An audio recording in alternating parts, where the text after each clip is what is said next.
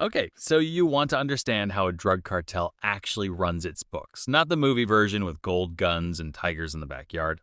The actual accounting. Because underneath the violence, a cartel is a business with two totally different kinds of costs: the ones it pays no matter what, and the ones that scale with every gram it moves. And the entire structure of the modern drug trade only makes sense once you separate those two columns.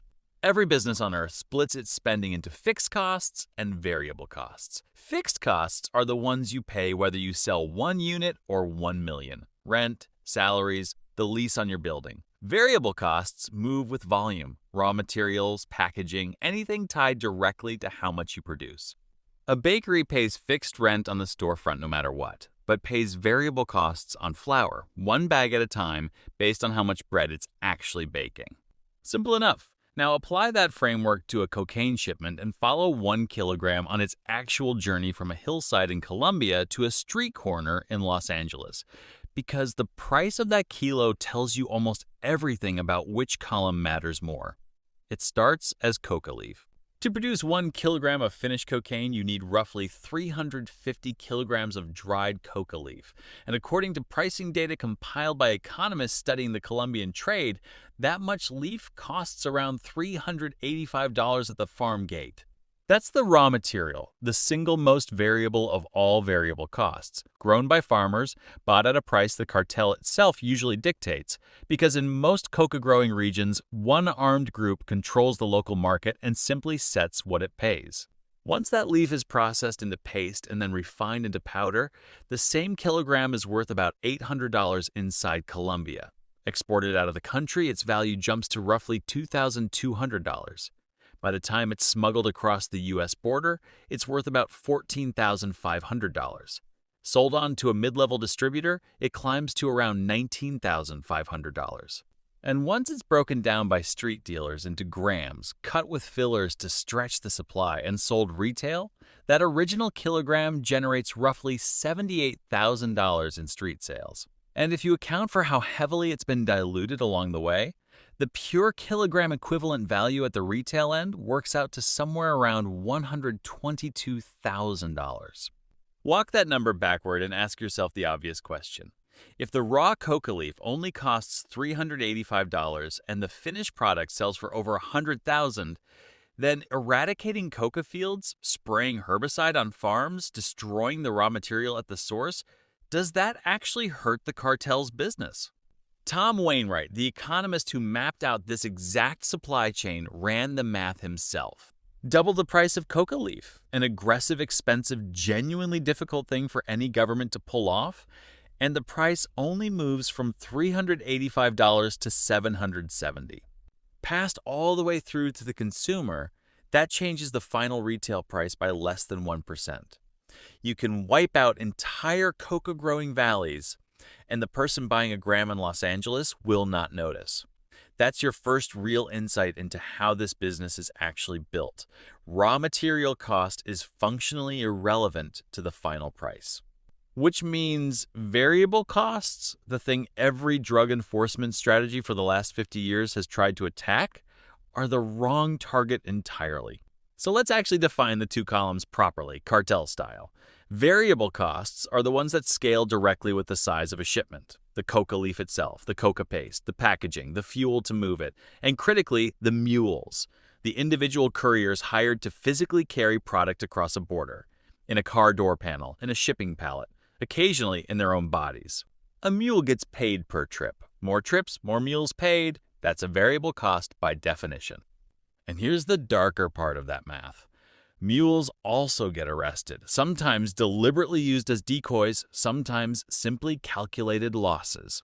A cartel doesn't grieve a seized shipment or a caught courier the way a legal business grieves a bad quarter.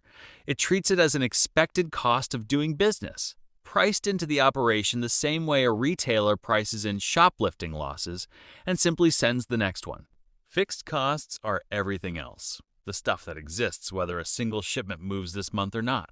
Processing labs, communication networks, security forces, transportation infrastructure like tunnels dug under the border, or, in some documented cases, entire home-built submarines capable of crossing open ocean.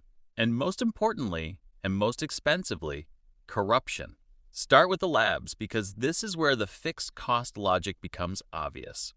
A coca processing lab in the Colombian jungle or a synthetic drug lab across Mexico producing methamphetamine and fentanyl represents a serious upfront capital investment. Equipment, chemical reactors, a hidden or fortified location, trained chemists on retainer. That lab gets built once. After that, whether it processes a small batch or runs at full capacity, the lab itself, the rent equivalent on the location, and the chemist's salaries don't change much month to month. It behaves exactly like a factory lease. You're paying for capacity, not output. Now overlay fentanyl onto this model, because fentanyl is where the fixed versus variable gap becomes almost absurd. According to the DEA, a kilogram of fentanyl sells wholesale for around $80,000. And once it's cut and sold at street level, that same kilogram can generate roughly $1.6 million in profit, about 20 times the profit margin of heroin, according to the agency's own estimates. And the raw material driving that number is startlingly cheap. Precursor chemicals shipped from Chinese manufacturers to Mexican cartels have been priced, in documented cases, at under $500 per kilogram for chemicals capable of producing hundreds of thousands of finished pills. In one recent interdiction, U.S. officials intercepted precursor chemicals estimated to be capable of producing 420,000 pounds of methamphetamine, chemicals that were purchased for a small fraction of the finished product's street value. That's the same story as the coca leaf, just more extreme. The input is nearly a rounding error next to the output. So if the raw material barely matters, where does the real money actually go? It goes into the fixed side of the ledger. And the single biggest, strangest, most expensive fixed cost a cartel carries isn't a lab or a tunnel. It's corruption. This is where the phrase plata o plomo comes from, silver or lead, a negotiating tactic popularized by Pablo Escobar's Medellin cartel in the 1980s. Take the bribe or take the bullet. But treating corruption as a one-time bribe misunderstands how it actually functions on a cartel's books. It isn't a variable cost paid per shipment the way a toll booth charges you per crossing. It behaves like rent, or like an insurance premium, a recurring fixed monthly obligation paid to keep an entire corridor open, regardless of how much product moves through it that particular month. The clearest documented example of this is the case of Genaro Garcia Luna, Mexico's former Secretary of Public Security, the man who from 2006 onward led the country's official war on drug cartels. In 2023, a New York jury convicted him of taking millions of dollars in payments from the Sinaloa cartel in exchange for protection and intelligence, all while publicly running Mexico's anti-cartel strategy with funding and support from the U.S. government. That's not a courier getting paid $200 to drive a car across a checkpoint. That's the fixed cost of owning the very institution that was supposed to be shutting the cartel down, paid continuously over years as a structural cost of doing business at the national level, completely detached from any single shipment size. And that's the pattern all the way down the chain. Local police commanders, customs officials, port authorities, judges, each layer represents its own fixed monthly cost, paid to keep the machine running whether volume is high or low that quarter. Control of a major port, for instance, functions as fixed infrastructure in exactly the same way a factory does. Cartels moving fentanyl precursors from China have been documented routing enormous volumes through specific Mexican ports on the Pacific coast. Because once you've secured reliable, corrupted access to a port's customs process, that access becomes a capital asset, expensive to establish, cheap to maintain, and usable for every single shipment that comes after, the same way a lease works for a legitimate importer. Now put both columns side by side, and the entire economic logic of the cartel snaps into focus. Variable costs, coca leaf, precursor chemicals, mule payments, fuel, are genuinely small relative to street value, and even aggressive government action against them barely moves the final price because the markup between farm gate and street corner is already so enormous that a doubling of raw costs barely registers.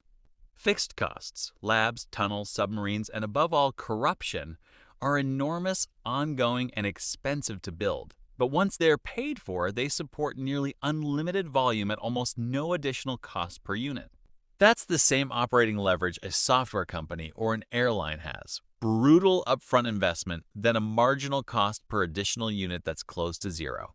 This is also exactly why decades of supply-side drug policy have struggled to move the needle on U.S. street prices, which by multiple measures have remained remarkably stable, sometimes near $150 per pure gram across 20 years of enforcement. Destroying coca fields attacks the column that barely matters. Seizing individual shipments attacks the variable side too. A real loss, but one the business model already prices in and absorbs, the same way any retailer absorbs a known theft rate. The column that actually protects the business, the fixed cost of corrupted institutions and built infrastructure, is also the hardest one to touch because, unlike a coca field, you can't spray herbicide on a bribed customs official. There's one more layer worth understanding because it explains why cartels have survived the death or arrest of practically every major kingpin in the last 40 years without their organizations collapsing. Wainwright's research describes how modern cartels increasingly operate less like a single top-down company and more like a franchise, a parent organization that controls the expensive fixed assets. The labs, the corrupted corridors, the wholesale supply chain.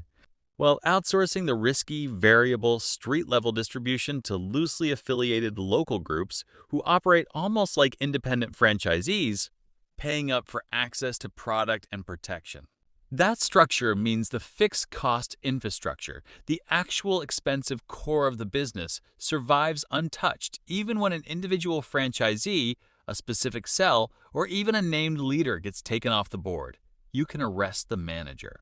The lease, the supply chain, and the corrupted institutions behind it stay standing. So here's the full picture, reduced to a balance sheet. On the variable side, coca leaf worth a few $100s, precursor chemicals worth even less relative to output, and mules who are paid per trip and treated as an expected budgeted loss rate rather than individuals. On the fixed side, processing labs representing serious upfront capital, physical smuggling infrastructure built once and reused indefinitely, and a sprawling, recurring corruption apparatus that functions less like a bribe and more like a subscription, paid month after month, sometimes at the very top of a government's own security apparatus to keep an entire corridor open regardless of volume. The markup between the two columns, from $385 of coca leaf to over $120,000 of pure retail cocaine, or from a few $100s of Chinese precursor chemicals to $1.6 million of street fentanyl profit, isn't an accident of a violent, chaotic industry. It's the direct, predictable output of a business that figured out decades ago exactly which costs are worth attacking and paid enormous fixed prices in cash and in blood to make sure nobody could. Every gram sold on a street corner is the tail end of a supply chain where the drug itself was never the expensive part. The silence was.